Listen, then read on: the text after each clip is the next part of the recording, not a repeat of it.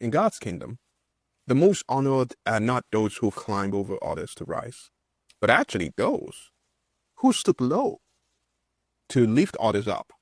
Serving others is not a detour from flourishing. It is actually a road towards flourishing. Sometimes it might look like a detour because in serving others and being the salt of the earth, you might be overlooked. Again, one of the stories in the Bible that I like so much is the story of the Jesus feeding 5,000 with 5 loaves of bread and 2 fishes.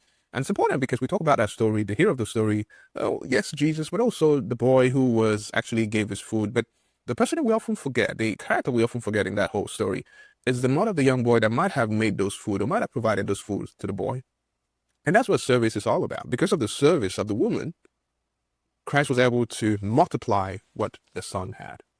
I think there are 3 truths about selfless service.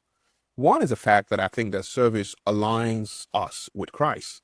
Because when we serve, we walk in his footsteps. We see this in Mark chapter 6. Again, Jesus feeding the 5,000.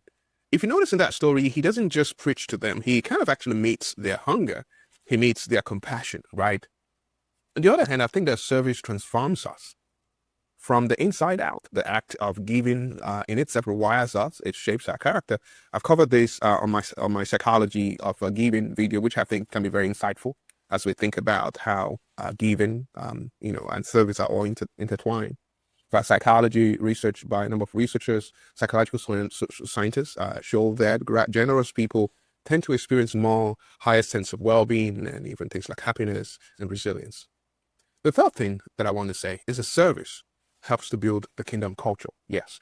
When we serve others, we kind of create some kind of ripple effect. What starts as, let's say, a meal or a visit can become a testimony of God's love.